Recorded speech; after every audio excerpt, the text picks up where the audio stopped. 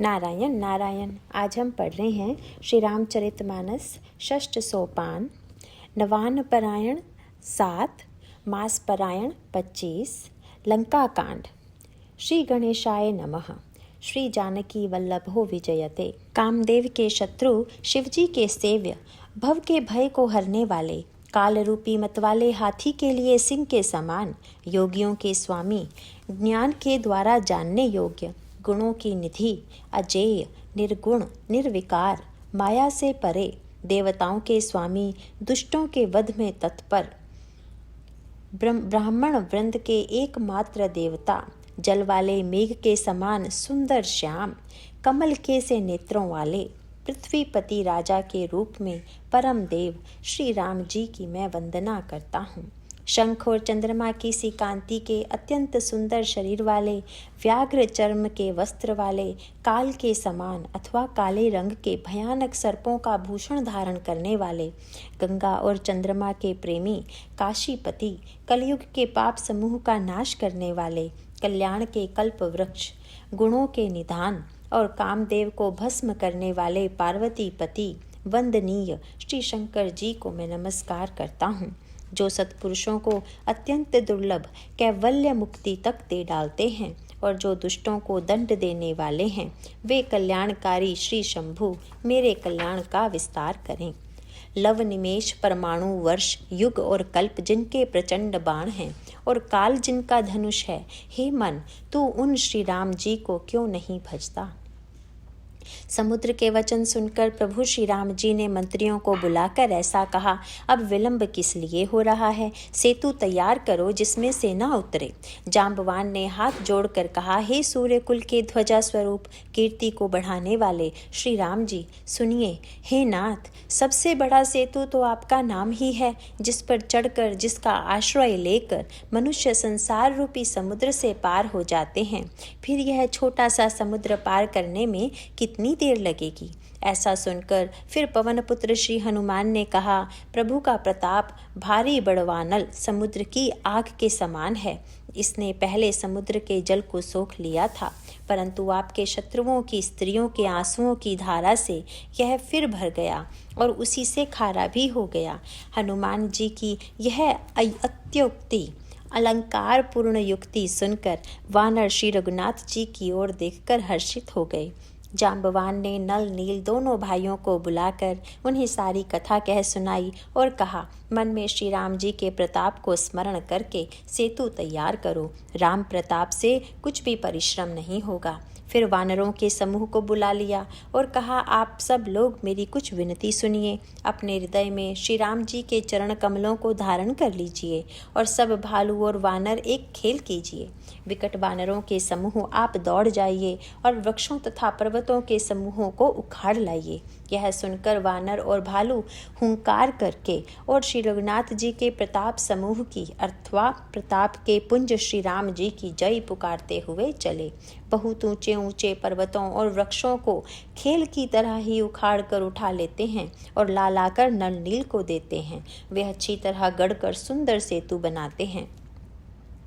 वानर बड़े बड़े पहाड़ ला ला कर देते हैं और नल नील उन्हें गेंद की तरह ले लेते हैं। सेतु की अत्यंत सुंदर रचना देखकर कृपा सिंधु श्री राम जी हंसकर वचन बोले, यह यहाँ की भूमि परम रमणीय और उत्तम है। इसकी असीम महिमा वर्णन नहीं की जा सकती। मैं यहाँ शिव जी की स्थापना करूँगा।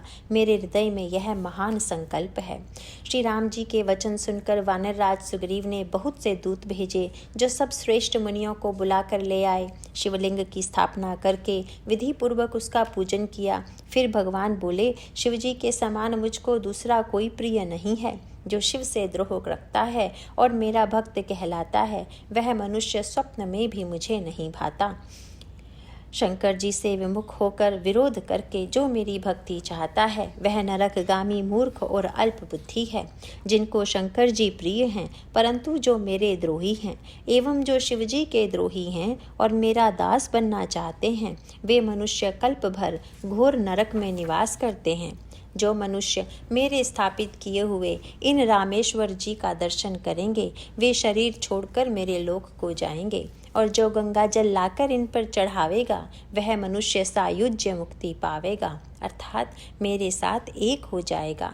जो छल छोड़कर और निष्काम होकर श्री रामेश्वर जी की सेवा करेंगे, उन्हें शंकर जी मेरी भक्ति देंगे, और जो मेरे बनाए सेतु का दर्शन करेगा वह बिना ही परिश्रम संसार रूपी समुद्र से तर जाएगा। श्री राम जी के वचन सबके मन को अच्छे लगे। तदनंतर वे श्रेष्ठ मुनि अपने अपने आश्रमों को लौट आए। शिव जी कहते हैं, हे पार्वती, श्री रघुनाथ जी की यह रीति है कि वे शरणागत पर सदा प्रीति करते हैं। चतुर नल और नील ने सेतु बांधा। श्री राम जी की कृपा से उनका यह उज्जवल यश सर्वत्र फैल गया। जो पत्थर आप डूबते हैं और दूसरों को डुबो देते हैं, वे ही जहाज के समान स्वयं तैरने वाले और दूसरों को पार ले जाने वाले हो गए। यह न तो समुद्र की महिमा वर्णन की गई है, न पत्थरों का गुण है, और न वानरों की ही कोई करामात है। श्री रघुवीर के प्रताप से पत्थर भी समुद्र पर तैर गए। ऐसे श्री राम जी को छोड़कर जो किसी दूसरे स्वामी को जाकर भजते हैं, वे निश्चय ही मंदबुद्धि हैं। नल नील ने सेतु बांधकर उसे बहुत मजबूत बनाया। देखने पर वह कृपा निधान श्री राम जी के मन को बहुत ही अच्छा लगा। सेना चली जिसका कुछ वर्णन नहीं हो सकता। योद्धा वानरों के समुदाय गरज रहे हैं। कृपालु श्री रघुनाथ जी सेतु बंध के तट पर चढ़कर समुद्र का विस्तार देखने लगे। करुणाकंद, करुणा के मूल प्रभु के दर्शन के लिए सब जलचरों के समूह प्रकट हो गए, जल के ऊपर निकल आए। बहुत तरह के मगर, नाक, घड़ियाल, मच्छ और सर्प थे, जिनके 100 योजन के बहुत बड़े विशाल शरीर थे। कुछ ऐसे भी जंतु थे जो उनको भी खा जाएं। किसी किसी के डर से तो वे भी डर रहे थे। वे सब वैर विरोध भूलकर प्रभु के दर्शन कर रहे हैं, हटाने से भी नहीं हटते। सबके मन हर्षित हैं, सब सुखी हो गए। उनकी आड़ के कारण जल नहीं दिखाई पड़ता। वे सब भगवान का रूप देखकर आनंद और प्रेम में मग्न हो गए। प्रभु श्री रामचंद्र जी की आज्ञा पाकर सेना चली। वानर सेना की विपुलता, अधिक संख्या को कौन कह सकता है। सेतु बंध पर बड़ी भीड़ हो गई। इससे कुछ वानर आकाश मार्ग से उड़ने लगे और दूसरे कितने ही जलचर जीवों पर चढ़ चढ़ कर पार जा रहे हैं। कृपालु रघुनाथ जी तथा लक्ष्मण जी दोनों भाई ऐसा कौतुक देखकर हंसते हुए चले। श्री रघुवीर सेना सहित समुद्र के पार हो गए। वानरों और उनके सेनापतियों की भीड़ कहीं नहीं जा सकती। प्रभु ने समुद्र के पार डेरा डाला और सब वानरों को आज्ञा दी कि तुम जाकर सुंदर फल मूल खाओ। यह सुनते ही रीछ वानर जहाँ तहाँ दौड़ पड़े। श्री राम जी के हित सेवा के लिए सब वृक्ष ऋतु कुरुतु समय की गति को छोड़कर फल उठे। वानर भालू मीठे मीठे फल खा रहे हैं, वृक्षों को हिला रहे हैं और पर्वतों के शिखरों को लंका की ओर फेंक रहे हैं। घूमते फिरते जहाँ कहीं किसी को राक्षस को पा जाते हैं तो सब उसे घेर कर खूब नाच नचाते हैं और दांतों से उसके नाक कान काट कर प्रभु का श्रीयश कहकर अथवा कहलाकर तब उसे जाने देते हैं। जिन राक्षसों के नाक और कान काट डाले गए, उन्होंने रावण से सब समाचार कहा। समुद्र पर सेतु का बांधा जाना कानों से सुनते ही रावण घबरा कर 10 मुखों से बोल उठा। वन निधि, नीर निधि, जलधि, सिंधु, वारीश, तोय निधि, कंपति, उदधि, पयोधि, नदीश को क्या सचमुच ही बांध लिया। फिर अपनी व्याकुलता को समझकर ऊपर से हंसता हुआ भय को भुलाकर रावण महल को गया। जब मंदोदरी ने सुना कि प्रभु श्री राम जी आ गए हैं और उन्होंने खेल में ही समुद्र को बंधवा लिया है, तब वह हाथ पकड़कर पति को अपने महल में लाकर परम मनोहर वाणी बोली। चरणों में सिर नवाकर उसने अपना आंचल पसारा और कहा, हे प्रियतम, क्रोध त्याग कर मेरा वचन सुनिए। हे नाथ, वीर वैर उसी के साथ करना चाहिए जिससे बुद्धि और बल के द्वारा जीत सके। आप में और श्री रघुनाथ जी में निश्चय ही कैसा अंतर है, जैसा जुगनू और सूर्य में। जिन्होंने विष्णु रूप से अत्यंत बलवान मधु और कैटभ दैत्य मारे और वाराह और नरसिंह रूप से महान शूरवीर दिति के पुत्रों हिरण्याक्ष और हिरण्यकशिपु का संहार किया। जिन्होंने वामन रूप से बलि को बांधा और परशुराम रूप से सहस बाहु को मारा, वे ही भगवान पृथ्वी का भार हरण करने के लिए राम रूप में अवतीर्ण हुए हैं। हे नाथ, उनका विरोध न कीजिए जिनके हाथ में काल, कर्म और जीव सभी हैं। श्री राम जी के चरण कमलों में सिर नवाकर उनकी शरण में जाकर उनको जानकी जी सौंप दीजिए और आप पुत्र को राज्य देकर वन में जाकर श्री रघुनाथ जी का भजन कीजिए। हे नाथ, श्री रघुनाथ जी तो दीनों पर दया करने वाले हैं। सम्मुख शरण जाने पर तो बाघ भी नहीं खाता। आपको जो कुछ करना चाहिए था वह सब आप कर चुके। आपने देवता, राक्षस तथा चर अचर सभी को जीत लिया। हे दशमुख, संत जन ऐसी नीति कहते हैं कि चौथे पन में राजा को वन में चले जाना चाहिए। हे स्वामी, वहाँ वन में आप उनका भजन कीजिए जो सृष्टि के रचने वाले, पालने वाले और संहार करने वाले हैं। हे नाथ, आप विषयों की सारी ममता छोड़कर उन्हीं शरणागत पर प्रेम करने वाले भगवान का भजन कीजिए, जिनके लिए श्रेष्ठ मुनि साधन करते हैं और राजा राज्य छोड़कर वैरागी हो जाते हैं। वही कौशलाधीश श्री रघुनाथ जी आप पर दया करने आए हैं। हे प्रियतम, यदि आप मेरी सीख मान लेंगे तो आपका अत्यंत पवित्र और सुंदर यश तीनों लोकों में फैल जाएगा। ऐसा कहकर नेत्रों में करुणा का जल भरकर और पति के चरण पकड़कर कांपते हुए शरीर से मंदोदरी ने कहा, हे नाथ, श्री रघुनाथ जी का भजन कीजिए जिससे मेरा सुहाग अचल हो जाए। तब रावण ने मंदोदरी को उठाया और वह दुष्ट उससे अपनी प्रभुता कहने लगा, हे प्रिय सुन, तूने व्यर्थ ही भय मान रखा है। बता तो जगत में मेरे समान योद्धा है कौन? वरुण, कुबेर, पवन, यमराज आदि सभी दिक्पालों को तथा काल को भी मैंने अपनी भुजाओं के बल से जीत रखा है। देवता, दानव और मनुष्य सभी मेरे वश में हैं। फिर तुझको यह भय किस कारण उत्पन्न हो गया?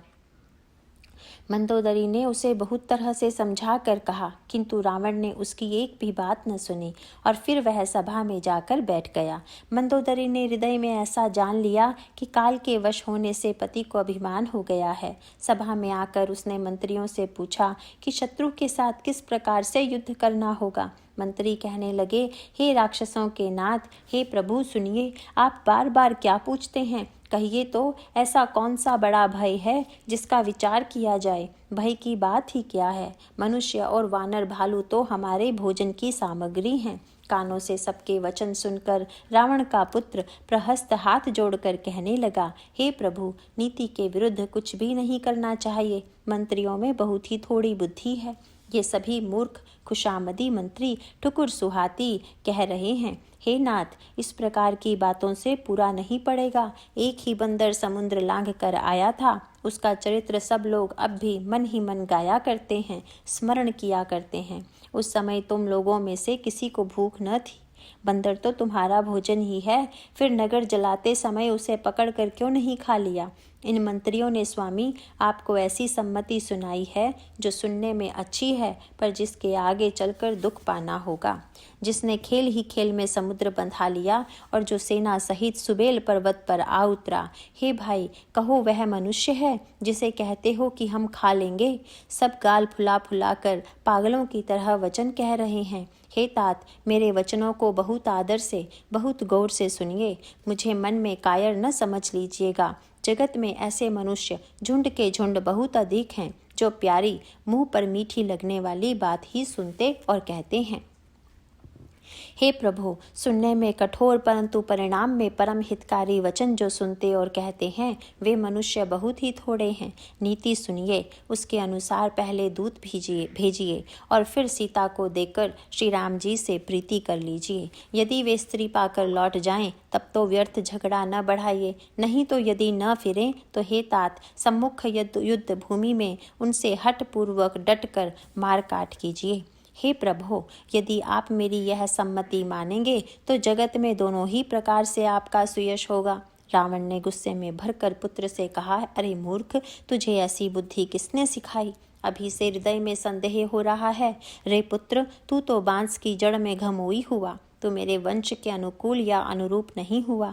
पिता की अत्यंत घोर और कठोर वाणी सुनकर प्रहस्त ये कड़े वचन कहता हुआ घर को चला गया। हित की सलाह आपको कैसे नहीं लगती, आप पर कैसे असर नहीं करती, जैसे मृत्यु के वश हुए रोगी को दवा नहीं लगती। संध्या का समय जानकर रावण अपनी 20 भुजाओं को देखता हुआ महल को चला। लंका की चोटी पर एक अत्यंत विचित्र महल था। वहाँ नाच गान का अखाड़ा जमता था। रावण उस महल में जाकर बैठ गया। किन्नर उसके गुण समूहों को गाने लगे। ताल करताल, पखावज, मृदंग और वीणा बज रहे हैं। नृत्य में प्रवीण अप्सराएं नाच रही हैं। वह निरंतर सैकड़ों इंद्रों के समान भोग विलास करता रहता है। यद्यपि श्री राम जी सरीखा अत्यंत प्रबल शत्रु सिर पर है, फिर भी उसको न तो चिंता है और न डर ही है। यहाँ श्री रघुवीर सुबेल पर्वत पर सेना की बड़ी भीड़ बड़े समूह के साथ उतरे। पर्वत का एक बहुत ऊंचा, परम रमणीय, समतल और विशेष रूप से उज्जवल शिखर देखकर वहां लक्ष्मण जी ने वृक्षों के कोमल पत्ते और सुंदर फूल अपने हाथों से सजाकर बिछा दिए। उस पर सुंदर और कोमल मृगछाला बिछा दी। उसी आसन पर कृपालु श्री राम जी विराजमान थे। प्रभु श्री राम जी वानर राज सुग्रीव की गोद में अपना सिर रखे हैं। उनकी बाईं ओर धनुष और दाईं ओर तरकस रखा है। वे अपने दोनों कर कमलों से बाण सुधार रहे हैं। विभीषण जी कानों से लगकर सलाह कर रहे हैं। परम भाग्यशाली अंगद और हनुमान दोनों अनेकों प्रकार से प्रभु के चरण कमलों को दबा रहे हैं। लक्ष्मण जी कमर में तरकस कसे और हाथों में धनुष बाण लिए वीरासन से प्रभु के पीछे सुशोभित हैं। इस प्रकार कृपा, रूप, सौंदर्य और गुणों के धाम श्री राम जी विराजमान हैं। वे मनुष्य धन्य हैं जो सदा इस ध्यान में लौ लगाए रहते हैं। पूर्व दिशा की ओर देखकर प्रभु श्री राम जी ने चंद्रमा को उदय हुआ देखा। तब वे सबसे कहने लगे, चंद्रमा को तो देखो, कैसा सिंह के समान निडर है। पूर्व दिशा रूपी पर्वत की गुफा में रहने वाला अत्यंत प्रताप, तेज और बल की राशि, यह चंद्रमा रूपी सिंह अंधकार रूपी मतवाले हाथी के मस्तक को विदीर्ण करके आकाश रूपी वन में निर्भय विचर रहा है।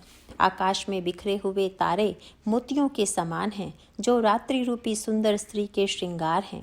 प्रभु ने कहा, भाइयों, चंद्रमा में जो कालापन है वह क्या है? अपनी अपनी बुद्धि के अनुसार कहो। सुग्रीव ने कहा, हे रघुनाथ जी, सुनिए, चंद्रमा में पृथ्वी की छाया दिखाई दे रही है। किसी ने कहा, चंद्रमा को राहु ने मारा था, वही चोट का काला दाग हृदय पर पड़ा हुआ है। कोई कहता है, जब ब्रह्मा ने कामदेव की स्त्री रति का मुख बनाया तब उसने चंद्रमा का सार भाग निकाल लिया, जिससे रति का मुख तो परम सुंदर बन गया, परंतु चंद्रमा के हृदय में छेद हो गया। वही छेद चंद्रमा के हृदय में वर्तमान है, जिसकी राह से आकाश की काली छाया उसमें दिखाई पड़ती है। प्रभु श्री राम जी ने कहा, विष चंद्रमा का बहुत प्यारा भाई है, इसी से उसने विष को अपने हृदय में स्थान दे रखा है। विष युक्त अपने किरण समूह को फैलाकर वह वियोगी नर नारियों को जलाता रहता है। हनुमान जी ने कहा, हे प्रभु, सुनिए, चंद्रमा आपका प्रिय दास है। आपकी सुंदर श्याम मूर्ति चंद्रमा के हृदय में बसती है। वही श्यामता की झलक चंद्रमा में है। नारायण नारायण नवान परायण 7वां विश्राम, मास परायण 25वां विश्राम, भाग 1। नारायण नारायण। आज हम पढ़ रहे हैं श्री रामचरितमानस लंका कांड, षष्ठ सोपान, नवान परायण 8, मास परायण 25। पवनपुत्र हनुमान जी के वचन सुनकर सुजान श्री राम जी हंसे। फिर दक्षिण की ओर देखकर कृपानिधि प्रभु बोले, हे विभीषण, दक्षिण दिशा की ओर देखो, बादल कैसा घुमड़ रहा है और बिजली चमक रही है। भयानक बादल मीठे मीठे हल्के हल्के स्वर से गरज रहा है, कहीं कठोर ओलों की वर्षा न हो। विभीषण बोले, हे कृपालु, सुनिए, यह न तो बिजली है न बादलों की घटा। लंका की चोटी पर एक महल है। दशग्रीव रावण वहां नाच गान का अखाड़ा देख रहा है।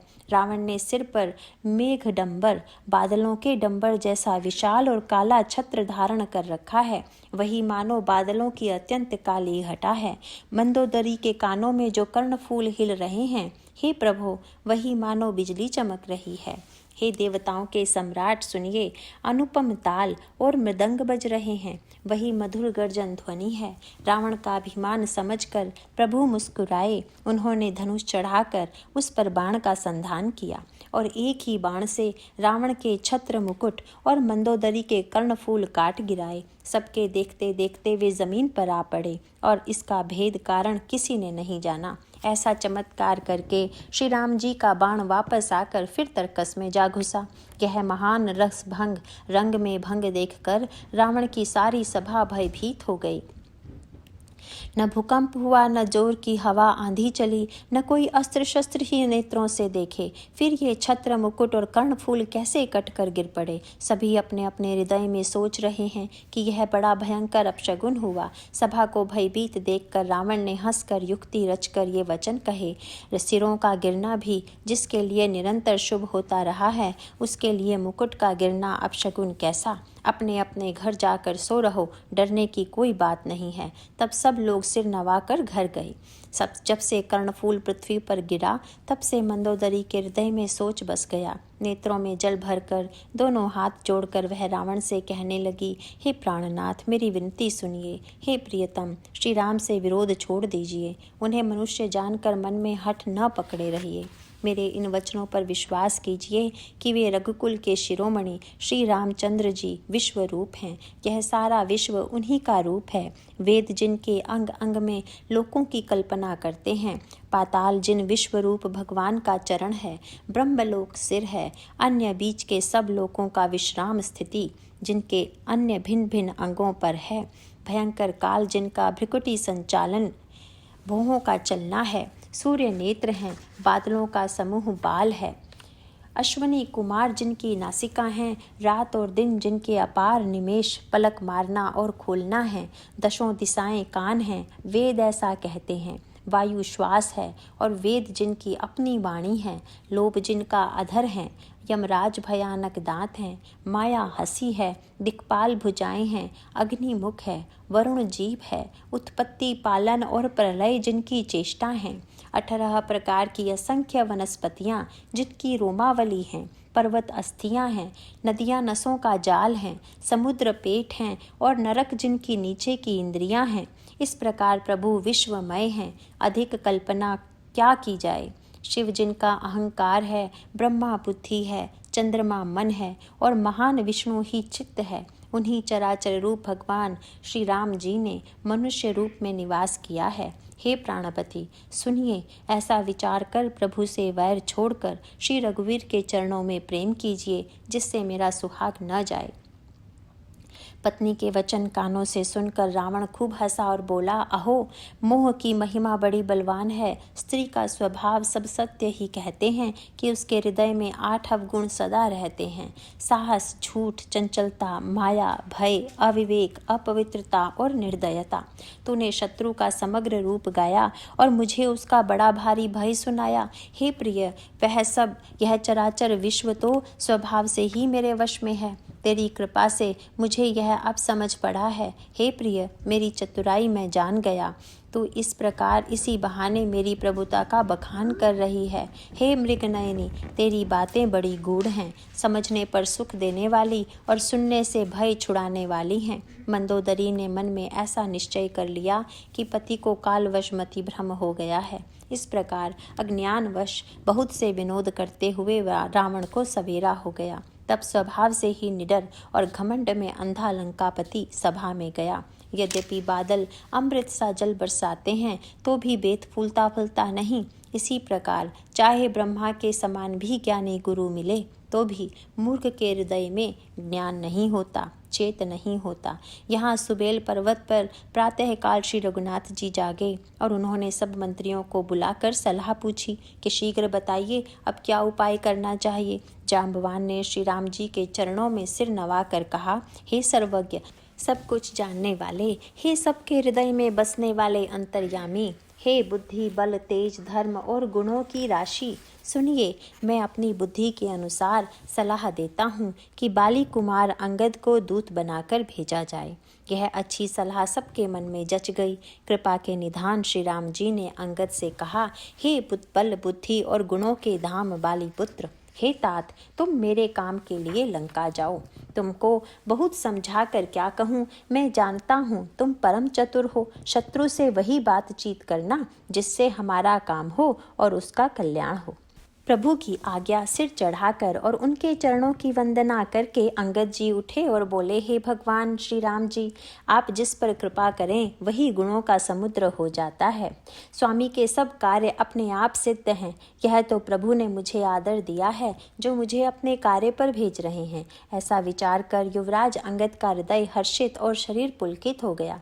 चरणों की वंदना करके और भगवान की प्रभुता हृदय में धरकर अंगद सबको सिर नवाकर चले। प्रभु के प्रताप को हृदय में धारण किए हुए रणबांकुरे वीर बाली पुत्र स्वाभाविक ही निर्भय हैं। लंका में प्रवेश करते ही रावण के पुत्र से भेंट हो गई, जो वहां खेल रहा था। बातों ही बातों में दोनों में झगड़ा बढ़ गया, क्योंकि दोनों ही अतुलनीय बलवान थे और फिर दोनों की युवावस्था थी। उसने अंगद पर लात उठाई। अंगद ने वही पैर पकड़कर उसे घुमाकर जमीन पर दे पटका, मार गिराया। राक्षस के समूह भारी योद्धा देखकर जहां तहां भाग चले। वे डर के मारे पुकार भी न मचा सके। एक दूसरे को असली बात नहीं बतलाते। उस रावण के पुत्र का वध समझकर सब चुप मारकर रह जाते हैं। रावण पुत्र की मृत्यु जानकर और राक्षसों को भय के मारे भागते देखकर नगर भर में कोलाहल मच गया और जिसने लंका जलाई थी वही वानर फिर आ गया है। सब अत्यंत भयभीत होकर विचार करने लगे कि विधाता अब न जाने क्या करेगा। वे बिना पूछे ही अंगद को रावण के दरबार की राह बता देते हैं। जिसे ही वे देखते हैं वही डर के मारे सूख जाता है। श्री राम जी के चरण कमलों का स्मरण करके अंगद रावण की सभा के द्वार पर गए और वे धीर वीर और बल की राशि अंगद सिंह की सी शान से इधर उधर देखने लगे। तुरंत ही उन्होंने एक राक्षस को भेजा और रावण को अपने आने का समाचार सूचित किया। सुनते ही रावण हंसकर बोला, बुला लाओ, देखें कहाँ का बंदर है। आज्ञा पाकर बहुत से दूत दौड़े और वानरों में हाथी के समान अंगद को बुला लाए। अंगद ने रावण को ऐसे बैठे हुए देखा जैसे कोई प्राण युक्त सजीव काजल का पहाड़ हो। भुजाएं वृक्षों के और सिर पर्वतों के शिखरों के समान है। रोमावली मानो बहुत सी लताएं हैं। मुंह, नाक, नेत्र और कान पर्वतों की कंदराओं और खोहों के बराबर हैं। अत्यंत बलवान बांके वीर बाली पुत्र अंगद सभा में गए। वे मन में जरा भी नहीं झिझके। अंगद को देखते ही सब सभासद उठ खड़े हुए। यह देखकर रावण के हृदय में बड़ा क्रोध हुआ। जैसे मतवाले हाथियों के झुंड में सिंह निशंक होकर चला जाता है, वैसे ही श्री राम के प्रताप का हृदय में स्मरण करके वे निर्भय सभा में सिर नवाकर बैठ गए। रावण ने कहा, अरे बंदर तू कौन है? अंगद ने कहा, हे दशग्रीव, मैं श्री रघुवीर का दूत हूँ। मेरे पिता से और तुमसे मित्रता थी, इसीलिए हे भाई मैं तुम्हारी भलाई के लिए ही आया हूँ। तुम्हारा उत्तम कुल है। पुलस्त्य ऋषि के तुम पौत्र हो। शिव जी की और ब्रह्मा जी की तुमने बहुत प्रकार से पूजा की है, उनसे वर पाए हैं और सब काम सिद्ध किए हैं। लोकपालों और सब राजाओं को तुमने जीत लिया है। राजमद से या मोहवश तुम जगजननी सीता जी को हर लाए हो। अब तुम मेरे शुभ वचन, मेरी हित भरी सलाह सुनो। उसके अनुसार चलने से प्रभु श्री राम जी तुम्हारे सब अपराध क्षमा कर देंगे। दांतों में तिनका दबाओ, गले में कुल्हाड़ी डालो और कुटुंबियों समेत अपनी स्त्रियों को साथ लेकर आदर पूर्वक जानकी जी को आगे करके इस प्रकार सब भय छोड़कर चलो। और हे शरणागत के पालन करने वाले रघुवंश शिरोमणि श्री राम जी, मेरी रक्षा कीजिए, रक्षा कीजिए। इस प्रकार आर्त प्रार्थना करो। आर्त पुकार सुनते ही प्रभु तुमको निर्भय कर देंगे। रावण ने कहा, अरे बंदर के बच्चे, संभाल कर बोल। मूर्ख, मुझ देवताओं के शत्रु को तूने जाना नहीं। अरे भाई, अपना और अपने बाप का नाम तो बता, किस नाते से मित्रता मानता है? अंगद ने कहा, मेरा नाम अंगद है, मैं बाली का पुत्र हूँ। उनसे कभी तुम्हारी भेंट हुई थी? अंगद का वचन सुनते ही रावण कुछ सकुचा गया और बोला, हाँ मैं जान गया, मुझे याद आ गया। बाली नाम का एक बंदर था। अरे अंगद, तू ही बाली का लड़का है। अरे कुल नाशक, तू तो अपने कुल रूपी बांस के लिए अग्नि रूप ही पैदा हुआ। गर्भ में ही क्यों न नष्ट हो गया? तू व्यर्थ ही पैदा हुआ, जो अपने ही मुँह से तपस्वियों का दूत कहलाया। अब बाली की कुशल तो बता, वह आजकल कहाँ है? तब अंगद ने हंसकर कहा, 10 दिन बीत जाने पर स्वयं ही बाली के पास जाकर अपने मित्र को हृदय से लगाकर उसी से कुशल पूछ लेना। श्री राम जी से विरोध करने पर जैसी कुशल होती है वह सब तुमको वे सुनावेंगे। रे मूर्ख सुन, भेद उसी के मन में पड़ सकता है, भेद नीति उसी पर अपना प्रभाव डाल सकती है जिसके हृदय में श्री रघुवीर ना हो। सच है, मैं तो कुल का नाश करने वाला हूँ और हे रावण तुम कुल के रक्षक हो। अंधे बहरे भी ऐसी बात नहीं कहते, तुम्हारे तो 20 नेत्र और 20 कान हैं। शिव ब्रह्मा आदि देवता और मुनियों के समुदाय जिनके चरणों की सेवा करना चाहते हैं, उनका दूत होकर मैंने कुल को डुबो दिया। अरे ऐसी बुद्धि होने पर भी तुम्हारा हृदय फट नहीं जाता। वानर की कठोर वाणी सुनकर रावण आंखें तरेर कर बोला, अरे दुष्ट, मैं तेरे सब कठोर वचन इसीलिए सह रहा हूँ कि मैं नीति और धर्म को जानता हूँ, उन्हीं की रक्षा कर रहा हूँ। अंगद ने कहा, तुम्हारी धर्मशीलता मैंने भी सुनी है, वह यह कि तुमने पराई स्त्री की चोरी की है और दूध की रक्षा की बात तो अपनी आंखों से देख ली। ऐसे धर्म के व्रत को धारण करने वाले तुम डूबकर मर नहीं जाते। नाक कान से रहित बहिन को देखकर तुमने धर्म विचार कर ही तो क्षमा कर दिया था।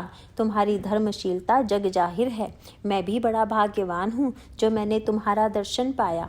रावण ने कहा, अरे जड़ जंतु जा वानर, व्यर्थ बक बक ना कर। अरे मूर्ख मेरी भुजाएं तो देख, ये सब लोकपालों के विशाल बल रूपी चंद्रमा को ग्रसने के लिए राहु हैं। फिर तुम्हें सुना ही होगा कि आकाश रूपी तालाब में मेरी भुजाओं रूपी कमलों पर बसकर शिवजी सहित कैलाश हंस के समान शोभा को प्राप्त हुआ था। अरे अंगद सुन, तेरी सेना में बता ऐसा कौन योद्धा है जो मुझसे भिड़ सकेगा। तेरा मालिक तो स्त्री के वियोग में बलहीन हो रहा है और उसका छोटा भाई उसी के दुख से दुखी और उदास है। तुम और सुग्रीव दोनों नदी तट के वृक्ष हो।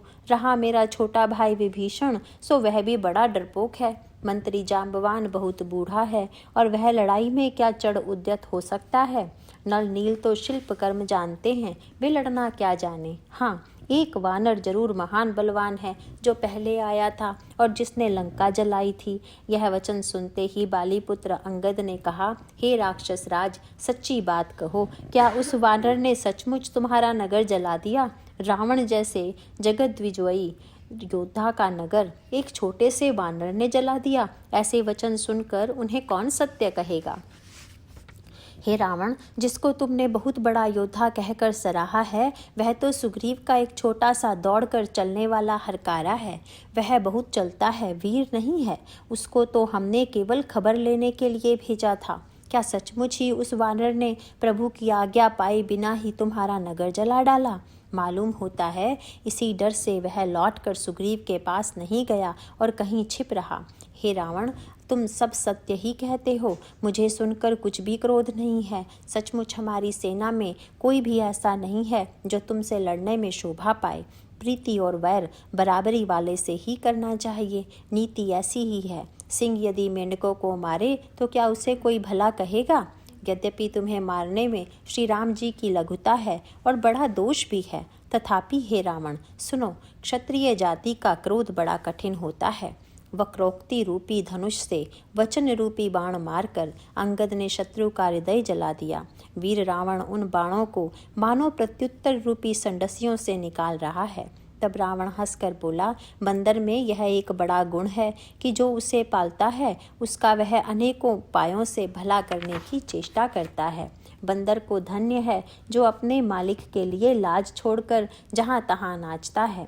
नाच कूद कर लोगों को रिझाकर मालिक का हित करता है। यह उसके धर्म की निपुणता है। हे अंगद, तेरी जाति स्वामी भक्त है, फिर भला तू अपने मालिक के गुण इस प्रकार कैसे न बखानेगा। मैं गुण ग्राहक, गुणों का आदर करने वाला और परम सुजान हूँ। इसी से तेरी जली कटी बक बक पर कान नहीं देता। अंगद ने कहा, तुम्हारी सच्ची गुण ग्राहकता तो मुझे हनुमान ने सुनाई थी। उसने अशोक वन को विध्वंस करके तुम्हारे पुत्र को मारकर नगर को जला दिया था, तो भी तुमने अपनी गुण ग्राहकता के कारण यही समझा कि उसने तुम्हारा कुछ भी अपकार नहीं किया। तुम्हारा वही सुंदर स्वभाव विचार कर हे दशग्रीव मैंने कुछ धृष्टता की है। हनुमान ने जो कुछ कहा था उसे आकर मैंने प्रत्यक्ष देख लिया कि तुम्हें न लज्जा है, न क्रोध है और न चिढ़ है। रावण बोला, अरे वानर, जब तेरी ऐसी बुद्धि है तभी तू बाप को खा गया। ऐसा वचन कहकर रावण हंसा। अंगद ने कहा, पिता को खाकर फिर तुमको भी खा डालता। परंतु अभी तुरंत कुछ और ही बात मेरी समझ में आ गई। अरे नीच अभिमानी, बाली के निर्मल यश का पात्र जानकर तुम्हें मैं नहीं मारता। रावण, यह तो बता कि जगत में कितने रावण हैं। मैंने जितने रावण अपने कानों से सुन रखे हैं उन्हें सुन। एक रावण तो बाली को जीतने पाताल में गया था। तब बच्चों ने उसे घुड़साल में बांध रखा। बालक खेलते थे और जा जाकर उसे मारते थे। बलि को दया लगी, तब उन्होंने उसे छुड़ा दिया। फिर एक रावण को सहस बाहु ने देखा और उसने दौड़कर उसको एक विशेष प्रकार के विचित्र जंतु की तरह समझकर पकड़ लिया। तमाशे के लिए वह उसे घर ले आया। तब पुलस्त्य मुनि ने जाकर उसे छुड़ाया। एक रावण की बात कहने में तो मुझे बड़ा संकोच हो रहा है। वह बहुत दिनों तक बाली की कांख में रहा था। इनमें से तुम कौन से रावण हो? झिकना छोड़कर सच सच बताओ। रावण ने कहा, अरे मूर्ख सुन, मैं वही बलवान रावण हूँ जिसकी भुजाओं की लीला कैलाश पर्वत जानता है, जिसकी शूरता उमापति महादेव जी जानते हैं, जिन्हें अपने सिर रूपी पुष्प चढ़ा चढ़ा कर मैंने पूजा था। सिर रूपी कमलों को अपने हाथों से उतार उतार कर मैंने अनगिनत बार त्रिपुरारी शिव की पूजा की है। अरे मूर्ख, मेरी भुजाओं का पराक्रम दिक्पाल जानते हैं, जिनके हृदय में वह आज भी चुभ रहा है। दिग्गज दिशाओं के हाथी मेरी छाती की कठोरता को जानते हैं, जिनके भयानक दांत जब जब जाकर मैं उनसे ज़बरदस्ती भिड़ा मेरी छाती में कभी नहीं फूटे, अपना चिंग भी न बना सके, बल्कि मेरी छाती से लगते ही वे मूली की तरह टूट गए।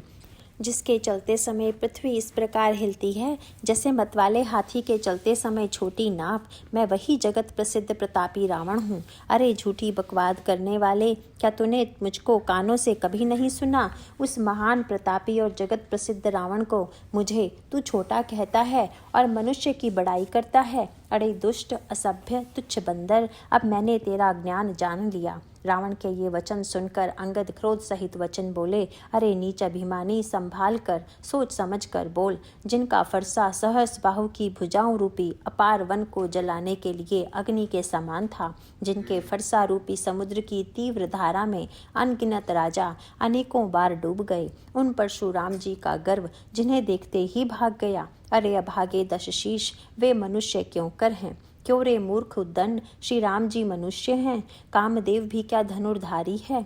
और गंगा जी क्या नदी हैं? कामधेनु क्या पशु है? और कल्प वृक्ष क्या पेड़ है? अन्न भी क्या दान है? और अमृत क्या रस है? गरुड़ जी क्या पक्षी हैं? शेष जी क्या सर्प हैं? अरे रावण, चिंतामणि भी क्या पत्थर है? अरे ओ मूर्ख सुन, वैकुंठ भी क्या लोक है? और श्री रघुनाथ जी की अखंड भक्ति क्या और लाभों जैसा ही लाभ है? सेना समेत तेरा मान मत कर, अशोक वन को उजाड़ कर, नगर को जलाकर और तेरे पुत्र को मारकर जो लौट गए, तो उनका कुछ भी न बिगाड़ सका। क्यों रे दुष्ट, वे हनुमान जी क्या वानर हैं? अरे रावण, चतुराई कपट छोड़कर सुन, कृपा के समुद्र श्री रघुनाथ जी का तू भजन क्यों नहीं करता? अरे दुष्ट, यदि तू श्री राम का वैरी हुआ तो तुझे ब्रह्मा और रुद्र भी नहीं बचा सकेंगे। हे मूढ़, व्यर्थ गाल ना मार, डींग ना हाँक। श्री राम जी से वैर करने पर तेरा ऐसा हाल होगा कि तेरे सिर समूह श्री राम जी के बाण लगते ही वानरों के आगे पृथ्वी पर पड़ेंगे, और रीछ वानर तेरे उन गेंद के समान अनेकों सिरों से चौगान खेलेंगे। जब श्री रघुनाथ जी युद्ध में कोप करेंगे और उनके अत्यंत तीक्ष्ण बहुत से बाण छूटेंगे, तब क्या तेरा ऐसा गाल चलेगा? ऐसा विचार कर उदार कृपालु श्री राम जी को भज। अंगद के ये वचन सुनकर रावण बहुत अधिक जल उठा, मानो जलती हुई प्रचंड अग्नि में घी पड़ गया हो। वह बोला, अरे मूर्ख कुंभकर्ण, ऐसा मेरा भाई है। इंद्र का शत्रु सुप्रसिद्ध मेघनाद मेरा पुत्र है, और मेरा पराक्रम तो तूने सुना ही नहीं कि मैंने संपूर्ण जड़ चेतन जगत को जीत लिया है। रे दुष्ट, वानरों की सहायता जोड़कर राम ने समुद्र बांध लिया, बस यही उसकी प्रभुता है। समुद्र को तो अनेकों पक्षी भी लांघ जाते हैं, पर इसी से वे सभी शूरवीर नहीं हो जाते। अरे मूर्ख बंदर सुन, मेरी एक एक भुजा रूपी समुद्र बल रूप जल से पूर्ण है, जिसमें बहुत से शूरवीर देवता और मनुष्य डूब चुके हैं। बता, कौन ऐसा शूरवीर है जो मेरे इन अथाह और अपार 20 समुद्रों को पार पा जाएगा? अरे दुष्ट, मैंने दिक्पालों तक से जल भरवाया और तू एक राजा का मुझे सुयश सुनाता है। यदि तेरा मालिक, जिसकी गुणगाथा तू बार बार कह रहा है, संग्राम में लड़ने वाला योद्धा है, तो फिर वह दूत किस लिए भेजता है? शत्रु से प्रीति संधि करते उसे लाज नहीं आती? पहले कैलाश का मंथन करने वाली मेरी भुजाओं को देख, फिर अरे मूर्ख बानर, अपने मालिक की सराहना करना।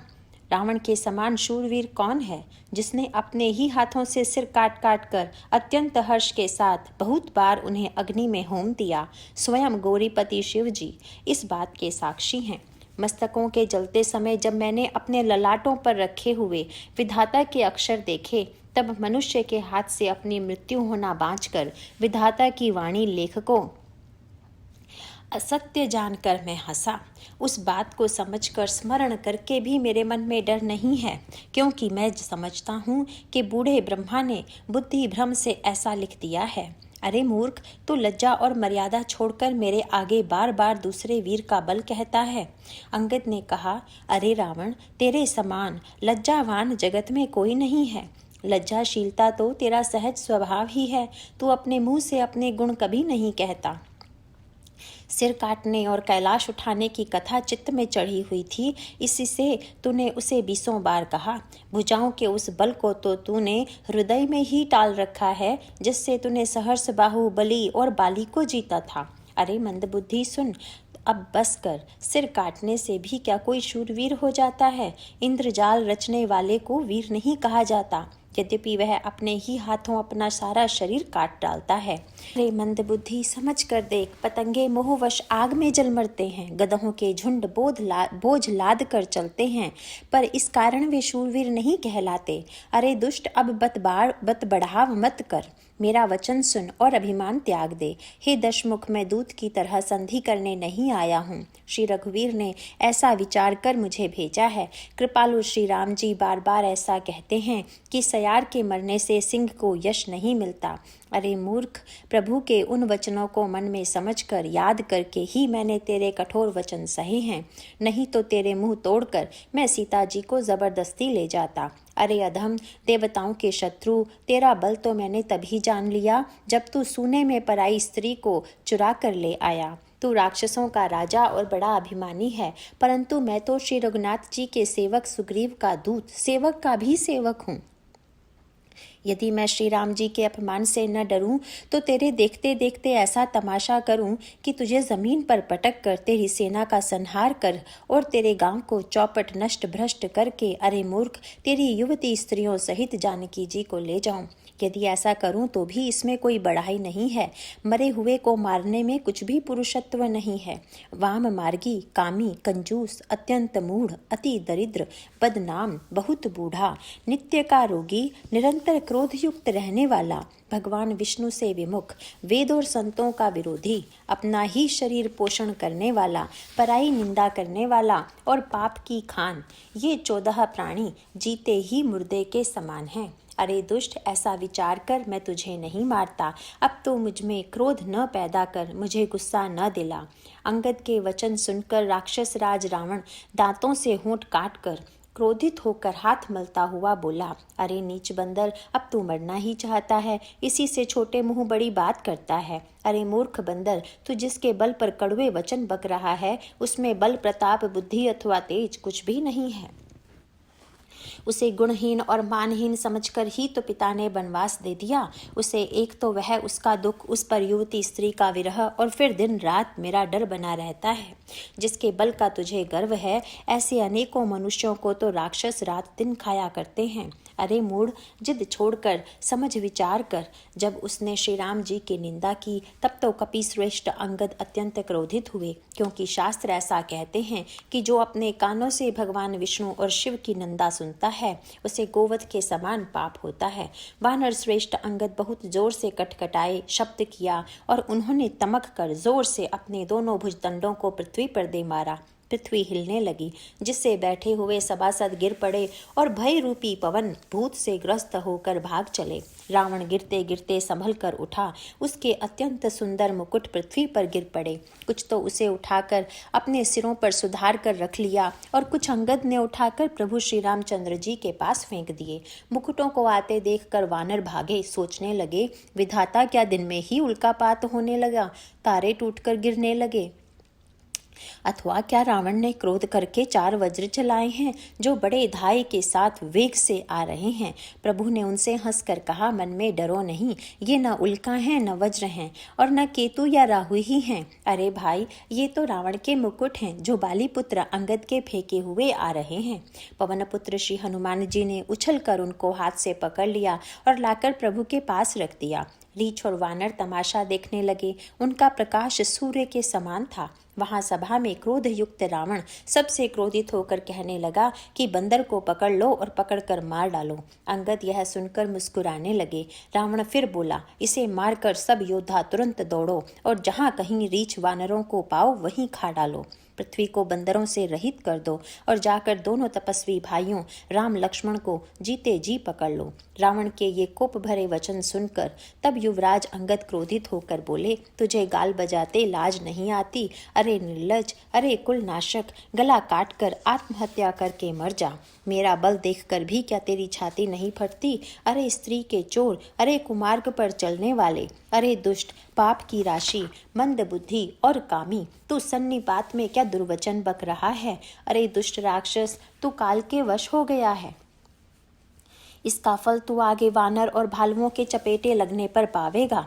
राम मनुष्य हैं, ऐसा वचन बोलते ही अरे अभिमानी, तेरी जीभें नहीं गिर पड़ती। इसमें संदेह नहीं है कि तेरी जीभें अकेले नहीं वरन सिरों के साथ रणभूमि में गिरेंगी। रे दशकंध, जिसने एक ही बाण से बाली को मार डाला, वह मनुष्य कैसे है? अरे कुजाती, अरे जड़, 20 आंखें होने पर भी तू अंधा है। तेरे जन्म को धिक्कार है। श्री रामचंद्र जी के बाण समूह तेरे रक्त की प्यास से प्यासे हैं, वे प्यासे ही रह जाएंगे। इस डर से अरे कड़वी बकवाद करने वाले नीच राक्षस, मैं तुझे छोड़ता हूँ। मैं तेरे दांत तोड़ने में समर्थ हूँ, पर क्या करूँ, श्री रघुनाथ जी ने मुझे आज्ञा नहीं दी। ऐसा क्रोध आता है कि तेरे 10 मुंह तोड़ डालूं और तेरी लंका को पकड़कर समुद्र में डुबो दूं। तेरी लंका गूलर के फल के समान है। तुम सब कीड़े उसके भीतर अज्ञानवश निडर होकर बस रहे हो। मैं बंदर हूँ, मुझे इस फल को खाते क्या देर थी, पर उदार कृपालु श्री रामचंद्र जी ने वैसी आज्ञा नहीं दी। अंगद की युक्ति सुनकर रावण मुस्कुराया और बोला, अरे मूर्ख, बहुत झूठ बोलना तूने कहाँ सीखा? बाली ने तो कभी ऐसा गाल नहीं मारा। जान पड़ता है तू तपस्वियों से मिलकर लबार हो गया है। अंगद ने कहा, अरे 20 भुजा वाले, यदि तेरी 10 जीभें मैंने नहीं उखाड़ ली तो सचमुच मैं लबार ही हूँ। श्री रामचंद्र जी के प्रताप को समझकर स्मरण करके अंगद क्रोधित हो उठे और उन्होंने रावण की सभा में प्रण करके दृढ़ता के साथ पैर रोप दिया और कहा, अरे मूर्ख, यदि तू मेरा चरण हटा सके तो श्री राम जी लौट जाएंगे। मैं सीता जी को हार गया। रावण ने कहा, हे सब वीरों सुनो, पैर पकड़कर बंदर को पृथ्वी पर पछाड़ दो। इंद्रजीत आदि अनेकों बलवान योद्धा जहां तहां से हर्षित होकर उठे। वे पूरे बल से बहुत से उपाय करके झपटते हैं, पर पैर टलता नहीं। तब सिर नीचा करके फिर अपने अपने स्थान पर जा बैठते हैं। काकभुशुंडी जी कहते हैं, वे देवताओं के शत्रु राक्षस फिर उठकर झपटते हैं, परंतु हे सर्पों के शत्रु गरुड़ जी, अंगद का चरण उनसे वैसे ही नहीं टलता जैसे कुयोगी विषयी पुरुष मोह रूपी वृक्ष को नहीं उखाड़ सकते। करोड़ों वीर योद्धा जो बल में मेघनाद के समान थे हर्षित होकर उठे। वे बार बार झपटते हैं, पर वानर का चरण नहीं उठता। तब लज्जा के मारे सिर नवाकर बैठ जाते हैं। जैसे करोड़ों विघ्न आने पर भी संत का मन नीति को नहीं छोड़ता, वैसे ही वानर का चरण अंगद पृथ्वी को नहीं छोड़ता। यह देखकर शत्रु रावण का मद दूर हो गया। अंगद का बल देखकर सब हृदय में हार गए। तब अंगद के ललकारने पर रावण स्वयं उठा। जब वह अंगद का चरण पकड़ने लगा तब बाली कुमार अंगद ने कहा, मेरा चरण पकड़ने से तेरा बचाव नहीं होगा। अरे मूर्ख, तू जाकर श्री राम जी के चरण क्यों नहीं पकड़ता? यह सुनकर वह मन में बहुत ही सकुचा कर कर लौट गया। उसकी सारी श्री जाती रही। वह ऐसा तेजहीन हो गया जैसे मध्याह्न में चंद्रमा दिखाई देता है। वह सिर नीचा करके सिंहासन पर जा बैठा, मानो सारी संपत्ति गंवाकर बैठा हो। श्री रामचंद्र जी जगत भर के आत्मा और प्राणों के स्वामी हैं। उनसे विमुख रहने वाला शांति कैसे पा सकता है? शिव जी कहते हैं, हे उमा, जिन श्री रामचंद्र जी के भ्रू विलास बहु के इशारे से विश्व उत्पन्न होता है और फिर नाश को प्राप्त होता है, जो तृण को वज्र और वज्र को तृण बना देते हैं, अर्थात निर्बल को अत्यंत प्रबल और महान प्रबल को अत्यंत निर्बल कर देते हैं, उनके दूत का प्रण कहो कैसे टल सकता है? फिर अंगद ने अनेकों प्रकार से नीति कही, पर रावण ने नहीं माना, क्योंकि उसका काल निकट आ गया था। शत्रु के गर्व को चूर करके अंगद ने उसको प्रभु श्री रामचंद्र जी का सुयश सुनाया और फिर वह राजा बाली का पुत्र यह कहकर चल दिया, रणभूमि में तुझे खेला खेला कर न मारूं, तब तक अभी पहले से क्या बड़ाई करूं। अंगद ने पहले ही सभा में आने से पूर्व ही उसके पुत्र को मार डाला था। वह संवाद सुनकर रावण दुखी हो गया। अंगद का प्रण देखकर सब राक्षस भय से अत्यंत ही व्याकुल हो गए। शत्रु के बल का मर्दन कर बल की राशि बाली पुत्र अंगद जी ने हर्षित होकर आकर श्री रामचंद्र जी के चरण कमल पकड़ लिए। उनका शरीर पुलकित है और नेत्रों में आनंदाश्रुओं का जल भरा है। संध्या हो गई जानकर दशग्रीव विलखता हुआ उदास होकर महल में गया। मंदोदरी ने रावण को समझाकर फिर कहा, हे कांत, मन में समझकर विचार कर कुबुद्धि को छोड़ दो। आपसे और श्री रघुनाथ जी से युद्ध शोभा नहीं देता। उनके छोटे भाई ने एक जरा सी रेखा खींच दी थी, उसे भी आप नहीं लांघ सके। ऐसा तो आपका पुरुषत्व है। हे प्रियतम, आप उन्हें संग्राम में जीत पाएंगे जिनके दूत का ऐसा काम है। खेल से ही समुद्र लांघकर वह वानरों में सिंह हनुमान आपकी लंका में निर्भय चला आया। रखवालों को मारकर उसने अशोक वन उजाड़ डाला। आपके देखते देखते उसने अक्षय कुमार को मार डाला और संपूर्ण नगर को जलाकर राख कर दिया। उस समय आपके बल का गर्व कहाँ चला गया था? अब हे स्वामी, झूठ गाल न मारिए, मेरे कहने पर हृदय में कुछ विचार कीजिए। हे पति, आप श्री रघुपति को निरा राजा मत समझिए, बल्कि अग जगन्नाथ चराचर के स्वामी और अतुलनीय बलवान जानिए। श्री राम जी के बाण का प्रताप तो नीच मारीच भी जानता था, परंतु आपने उसका कहना भी नहीं माना। जनक की सभा में अनगिनत राजा थे, वहाँ विशाल और अतुलनीय बल वाले आप भी थे। वहाँ शिवजी का धनुष तोड़कर श्री राम जी ने जानकी को ब्याहा, तब आपने उनको संग्राम में क्यों नहीं जीता? इंद्र पुत्र जयंत उनके बल को कुछ कुछ जानता है। श्री राम जी ने पकड़कर केवल उसकी एक आंख ही फोड़ दी और उसे जीवित ही छोड़ दिया। शूर्पणखा की दशा तो आपने देख ही ली, तो भी आपके हृदय में उनसे लड़ने की बात सोचते विशेष कुछ भी लज्जा नहीं आती? जिन्होंने विराध और खरदूषण को मारकर लीला से ही कबंध को भी मार डाला और जिन्होंने बाली को एक ही बाण से मार दिया। हे दशकंध, आप उन्हें उनके महत्व को समझिए। जिन्होंने खेल से ही समुद्र को बंधा लिया और जो प्रभु सेना सहित सुबेल पर्वत पर उतर पड़े, उन सूर्यकुल के ध्वजा स्वरूप कीर्ति को बढ़ाने वाले करुणामय भगवान ने आप ही के हित के लिए दूत भेजा, जिसने सभी सभा में आकर आपके बल को उसी प्रकार मत डाला जैसे हाथियों के झुंड में आकर सिंह उसे छिन्न भिन्न कर डालता है। रण में बांके अत्यंत विकट वीर अंगद और हनुमान जिनके सेवक हैं, हे पति, उन्हें आप बार बार मनुष्य कहते हैं। आप व्यर्थ ही मान, ममता और मद का बोझ ढो रहे हैं। हा प्रियतम, अपने श्री राम जी से विरोध कर लिया और काल के विशेष वश होने से आपके मन में अब भी ज्ञान उत्पन्न नहीं होता। काल दंड लेकर किसी को नहीं मारता, वह धर्म, बल, बुद्धि और विचार को हर लेता है। हे स्वामी, जिसका काल मरण समय निकट आ जाता है, उसे आप ही की तरह भ्रम हो जाता है। आपके 2 पुत्र मारे गए और नगर जल गया। जो हुआ सो हुआ। हे प्रियतम, अब भी इस भूल की पूर्ति समाप्ति कर दीजिए। श्री राम जी से वैर त्याग दीजिए और हे नाथ, कृपा के समुद्र श्री रघुनाथ जी को बजकर निर्मल यश लीजिए। स्त्री के बाण के समान वचन सुनकर वह सवेरा होते ही उठकर सभा में चला गया और सारा भय भुलाकर अत्यंत अभिमान में फूल कर सिंहासन पर जा बैठा।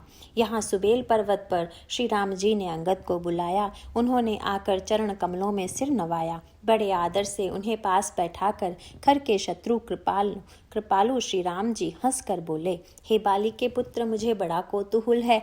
हे तात, इसी से मैं तुमसे पूछता हूँ, सत्य कहना। जो रावण राक्षसों के कुल का तिलक है और जिसके अतुलनीय बाहुबल की जगत भर में धाक है, उसके 4 मुकुट तुमने फेंके। हे तात, बताओ तुमने उनको किस प्रकार से पाया। अंगद ने कहा, हे सर्वज्ञ, हे शरणागत को सुख देने वाले, सुनिए, वे मुकुट नहीं हैं, वे तो राजा के 4 गुण हैं। हे नाथ, वेद कहते हैं कि साम, दान, दंड और भेद, ये चारों राजा के हृदय में बसते हैं। ये नीति धर्म के 4 सुंदर चरण हैं, किंतु रावण में धर्म का अभाव है। ऐसा जी में जानकर ये नाथ के पास आ गए हैं। 10 शीश रावण धर्महीन, प्रभु के पद से विमुख और काल के वश में है। इसलिए हे कौशलराज, सुनिए, वे गुण रावण को छोड़कर आपके पास आ गए हैं। अंगद की परम चतुरता कानों से सुनकर उदार श्री रामचंद्र जी हंसने लगे। फिर बाली पुत्र ने किले के, लंका के सब समाचार कहे। जब शत्रु के समाचार प्राप्त हो गए, तब श्री रामचंद्र जी ने सब मंत्रियों को पास बुलाया और कहा, लंका के 4 बड़े विकट दरवाजे हैं, उन पर किस तरह आक्रमण किया जाए, इस पर विचार करो। तब वानर राज सुग्रीव, ऋक्षपति जाम्बवान और विभीषण ने हृदय में सूर्य कुल के भूषण श्री रघुनाथ जी का स्मरण किया। विचार करके उन्होंने कर्तव्य निश्चित किया। वानरों की सेना के 4 दल बनाए और उनके लिए यथायोग ने जैसे चाहिए वैसे सेनापति नियुक्त किए। फिर सब यूथपतियों को बुला लिया और प्रभु का प्रताप कहकर सबको समझाया, जिसे सुनकर वानर सिंह के समान गर्जना करके दौड़े। वे हर्षित होकर श्री राम जी के चरणों में सिर नवाते हैं और पर्वतों के शिखर ले लेकर सब वीर दौड़ते हैं। कौशल राज श्री रघुवीर जी की जय हो पुकारते हुए भालू और वानर गरजते और ललकारते हैं। लंका को अत्यंत श्रेष्ठ अजेय किला जानते हुए भी वानर प्रभु श्री रामचंद्र जी के प्रताप से निडर होकर चले। चारों ओर से घिरी हुई बादलों की घटा की तरह लंका को चारों दिशाओं से घेर कर वे मुंह से ही डंके और भेरी बजाने लगे। महान बल की सीमा वे वानर भालू सिंह के समान ऊंचे स्वर से श्री राम जी की जय, लक्ष्मण जी की जय, वानर राज सुग्रीव की जय, ऐसा गर्जना करने लगे। लंका में बड़ा भारी कोलाहल मच गया। अत्यंत अहंकारी रावण ने उसे सुनकर कहा, वानरों की डिटाई तो देखो। यह कहते हुए हंसकर उसने राक्षसों की सेना बुलाई। बंदर काल की प्रेरणा से चले आए हैं, मेरे राक्षस सभी भूखे हैं, विधाता ने इन्हें घर बैठे ही भोजन भेज दिया। ऐसा कहकर उस मूर्ख ने अट्टहास किया।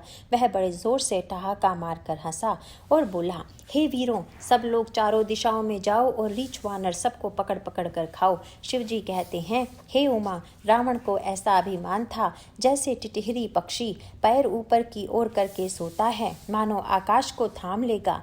आज्ञा मानकर और हाथों में उत्तम भिंदी पाल, सांगी, बर्छी, तोमर, मुद्दर, प्रचंड, फरसे, शूल, दुधारी तलवार, परिघ और पहाड़ों के टुकड़े लेकर राक्षस चले। जैसे मूर्ख मांसाहारी पक्षी लाल पत्थरों का समूह देखकर उस पर टूट पड़ते हैं, पत्थरों पर लगने से चोंच टूटने का दुख उन्हें नहीं सूझता, वैसे ही ये बेसमझ राक्षस दौड़े। अनेकों प्रकार के अस्त्र शस्त्र और धनुष बाण धारण किए करोड़ों बलवान और रणधीर राक्षस वीर परकोटे के कंगूरों पर चढ़ गए। वे परकोटे के कंगूरों पर कैसे शोभित हो रहे हैं, मानो सुमेरु के शिखरों पर बादल बैठे हों। जुझाऊ ढोल और डंके आदि बज रहे हैं, जिनकी ध्वनि सुनकर योद्धाओं के मन में लड़ने का चाव होता है। अनगिनत नफीरी और भेरी बज रही है, जिन्हें सुनकर कायरों के हृदय में दरारें पड़ जाती हैं। उन्होंने जाकर अत्यंत विशाल शरीर वाले महान योद्धा वानर और बालवों के ढट्ठ समूह देखे। देखा कि ये रीछ वानर दौड़ते हैं, अवघट ऊंची नीची विकट घाटियों की कुछ नहीं गिनते, पकड़ कर पहाड़ों को फोड़कर रास्ता बना लेते हैं। करोड़ों योद्धा कटकटाते और गरजते हैं, दांतों से ओंठ काटते और खूब डपटते हैं। उधर रावण की और इधर श्री राम जी की दोहाई बोली जा रही है। जय जय जय की ध्वनि होते ही लड़ाई छिड़ गई। राक्षस पहाड़ों के ढेर शिखरों को फेंकते हैं। वानर कूद कर उन्हें पकड़ लेते हैं और वापस उन्हीं की ओर चलाते हैं। प्रचंड वानर और भालू पर्वतों के टुकड़े ले लेकर किले पर डाल देते हैं। वे झपटते हैं और राक्षसों के पैर पकड़कर उन्हें पृथ्वी पर पटक कर भाग चलते हैं और फिर ललकारते हैं। बहुत ही चंचल और बड़े तेजस्वी वानर भालू बड़ी फुर्ती से उछलकर किले पर चढ़ चढ़ कर गए और जहां तहां महलों में घुसकर श्री राम जी का यश गाने लगे। फिर एक एक राक्षस को पकड़कर वे वानर भाग चले। ऊपर आप और नीचे राक्षस योद्धा, इस प्रकार से वे किले पर से धरती पर आ गिरते हैं। श्री राम जी के प्रताप से प्रबल वानरों का झुंड राक्षस योद्धाओं के समूह योद्धाओं को मसल रहे हैं। वानर फिर जहां तहां किले पर चढ़ गए और प्रताप में सूर्य के समान श्री रघुवीर की जय बोलने लगे। राक्षसों के झुंड वैसे ही भाग चले जैसे जोर की हवा चलने पर बादलों के समूह तितर बितर हो जाते हैं। लंका नगरी में बड़ा भारी हाहाकार मच गया। बालक, स्त्रियां और रोगी असमर्थता के कारण रोने लगे। सब मिलकर रावण को गालियां देने लगे कि राज्य करते हुए इसने मृत्यु को बुला लिया। रावण ने जब अपनी सेना का विचलित होना कानों से सुना, तब भागते हुए योद्धाओं को लौटाकर वह क्रोधित होकर बोला, मैं जिसे रण से पीठ देकर भागा हुआ अपने कानों सुनूंगा, उसे स्वयं भयानक दुधारी तलवार से मारूंगा। मेरा सब कुछ खाया, भांति भांति के भोग किए और अब रणभूमि में प्राण प्यारे हो गए। रावण के उग्र कठोर वचन सुनकर सब वीर डर गए और लज्जित होकर क्रोध करके युद्ध के लिए लौट चले। शत्रु के सन्मुख रण में युद्ध करते हुए मरने में ही वीर की शोभा है, यह सोचकर तब उन्होंने प्राणों का लोभ छोड़ दिया। बहुत से अस्त्र शस्त्र धारण किए सब वीर ललकार ललकार कर भिड़ने लगे। उन्होंने परिधों और त्रिशूलों से मार मार कर सब रीछ वानरों को व्याकुल कर दिया। शिव जी कहते हैं, वानर भयातुर होकर डर के मारे घबरा कर भागने लगे। यद्यपि हे उमा, आगे चलकर वे ही जीतेंगे। कोई कहता है अंगद हनुमान कहाँ हैं, बलवान नल नील और द्विविध कहाँ हैं। हनुमान जी ने जब अपने दल को विकल भयभीत हुआ सुना, उस समय वे बलवान पश्चिम द्वार पर थे। वहां उनसे मेघनाथ युद्ध कर रहा था। वह द्वार टूटता न था, बड़ी भारी कठिनाई हो रही थी। तब पवन पुत्र हनुमान जी के मन में बड़ा भारी क्रोध हुआ। वे काल के समान योद्धा बड़े जोर से गरजे और कूदकर लंका के किले पर आ गए और पहाड़ लेकर मेघनाथ की ओर दौड़े। रथ तोड़ डाला, सारथी को मार गिराया और मेघनाथ की छाती में लात मारी। दूसरा सारथी मेघनाथ को व्याकुल जानकर उसे रथ में डालकर तुरंत घर ले गया। इधर अंगद ने सुना कि पवन पुत्र हनुमान किले पर अकेले ही गए हैं, तो रण में बांके पालीपुत्र वानर के खेल की तरह उछलकर किले पर चढ़ गए। युद्ध में शत्रुओं के विरुद्ध दोनों वानर क्रुद्ध हो गए। हृदय में श्री राम जी के प्रताप का स्मरण करके दोनों दौड़कर रावण के महल पर जा चढ़े और कौशल राज श्री राम जी की दुहाई बोलने लगे। उन्होंने कलश सहित महल को पकड़कर ढहा दिया। यह देखकर राक्षस राज रावण डर गया। सब स्त्रियां हाथों से छाती पीटने लगी और कहने लगी, अब की बार दो उत्पाती बंदर एक साथ आ गए। वानर लीला करके घुड़की देकर दोनों उनको डराते हैं और श्री रामचंद्र जी का सुंदर यश सुनाते हैं। फिर सोने के खंभों को हाथों से पकड़कर उन्होंने परस्पर कहा कि अब उत्पात आरंभ किया जाए। वे गर्ज कर शत्रु की सेना के बीच में कूद पड़े और अपने भारी भुजबल से उसका मर्दन करने लगे। किसी की लात से और किसी की थप्पड़ से खबर लेते हैं और कहते हैं कि तुम श्री राम जी को नहीं भजते, उसका यह फल लो। एक को दूसरे से रगड़कर मसल डालते हैं और सिरों को तोड़कर फेंकते हैं। वे सिर जाकर रावण के सामने गिरते हैं और ऐसे फूटते हैं मानो दही के कुंडे फूट रहे हों। जिन बड़े बड़े मुखियों प्रधान सेनापतियों को पकड़ पाते हैं, उनके पैर पकड़कर उन्हें प्रभु के पास फेंक देते हैं। विभीषण जी उनके नाम बतलाते हैं और श्री राम जी उन्हें भी अपना धाम परम पद दे देते हैं। ब्राह्मणों का मांस खाने वाले ये नरभोजी दुष्ट राक्षस भी परम गति पाते हैं, जिसकी योगी भी याचना किया करते हैं परंतु सहज में नहीं पाते। शिव जी कहते हैं, हे उमा, श्री राम जी बड़े ही कोमल हृदय और करुणा की खान हैं। ये सोचते हैं कि राक्षस मुझे वैर भाव से ही सही स्मरण तो करते ही हैं। ऐसा हृदय में जानकर वे उन्हें परम गति मोक्ष देते हैं। हे भवानी, कहो तो ऐसे कृपालु और कौन है। प्रभु का ऐसा स्वभाव सुनकर भी जो मनुष्य भ्रम त्याग कर उनका भजन नहीं करते, वे अत्यंत मंद बुद्धि और परम भाग्यहीन हैं। श्री राम जी ने कहा कि अंगद और हनुमान किले में घुस गए हैं। दोनों वानर लंका में विध्वंस करते कैसे शोभा देते हैं, जैसे दो मंदराचल समुद्र को मथ रहे हों। भुजाओं के बल से शत्रु की सेना को कुचल कर और मसल कर फिर दिन का अंत होता देखकर हनुमान और अंगद दोनों कूद पड़े और श्रम थकावट रहित होकर वहां आ गए जहां भगवान श्री राम जी थे। उन्होंने प्रभु के चरण कमलों में सिर नवाए। उत्तम योद्धाओं को देखकर श्री रघुनाथ जी मन में बहुत प्रसन्न हुए। श्री राम जी ने कृपा करके दोनों को देखा, जिससे वे श्रम रहित और परम सुखी हो गए। अंगद और हनुमान को गए जानकर सभी भालू और बानर लौट पड़े। राक्षसों ने प्रदोष साय काल का बल पाकर रावण की दुहाई देते हुए वानरों पर धावा किया। राक्षसों की सेना आती देखकर वानर लौट पड़े और वे योद्धा जहां तहां कटकटा कर भिड़ गए। दोनों ही दल बड़े बलवान हैं। योद्धा ललकार ललकार कर लड़ते हैं, कोई हार नहीं मानते। सभी राक्षस महान वीर और अत्यंत काले हैं और वानर विशालकाय तथा अनेकों रंगों के हैं। दोनों ही दल बलवान हैं और समान बल वाले योद्धा हैं। वे क्रोध करके लड़ते हैं और खेल करते वीरता दिखलाते हैं। राक्षस और वानर युद्ध करते हुए ऐसे जान पड़ते हैं मानो क्रमशः वर्षा और शरद ऋतु के बहुत से बादल पवन से प्रेरित होकर लड़ रहे हों। अंकपन और अतिकाय इन सेनापतियों ने अपनी सेना को विचलित होते देखकर माया की। पल भर में अत्यंत अंधकार हो गया। खून पत्थर और राख की वर्षा होने लगी। दसों दिशाओं में अत्यंत घना अंधकार देखकर वानरों की सेना में खलबली पड़ गई। एक को एक दूसरा नहीं देख सकता और सब जहां तहां पुकार कर रहे हैं। श्री रघुनाथ जी सब रहस्य जान गए। उन्होंने अंगद और हनुमान को बुला लिया और सब समाचार कहकर समझाया। सुनते ही वे दोनों कपि श्रेष्ठ क्रोध करके दौड़े। फिर कृपालु श्री राम जी ने हंसकर धनुष चढ़ाया और तुरंत ही अग्नि बाण चलाया, जिससे प्रकाश हो गया, कहीं अंधेरा नहीं रह गया। जैसे ज्ञान के उदय होने पर सब प्रकार के संदेह दूर हो जाते हैं। भालू और वानर प्रकाश पाकर श्रम और भय से रहित तथा प्रसन्न होकर दौड़े।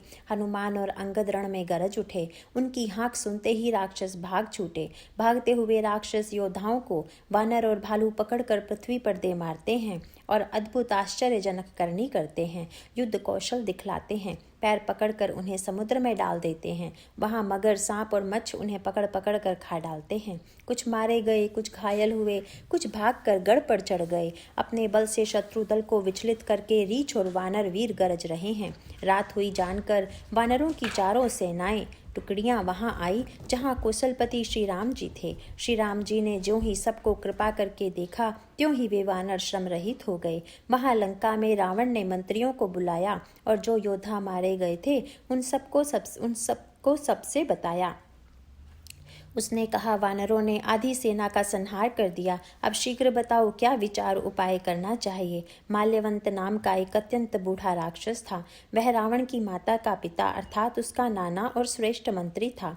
वह अत्यंत पवित्र नीति के वचन बोला, हे तात, कुछ मेरी सीख भी सुनो। जब से तुम सीता को हर लाए हो तब से इतने अपशगुन हो रहे हैं कि जो वर्णन नहीं किए जा सकते। वेद पुराणों ने जिनका यश गाया है उन श्री राम जी से विमुख होकर किसी ने सुख नहीं पाया। भाई हिरण्यकशिपु सहित हिरण्याक्ष को और बलवान मधुकैटभ को जिन्होंने मारा था, वे ही कृपा के समुद्र भगवान राम रूप अवतरित हुए हैं। मास परायण 25वां विश्राम समाप्त। नारायण।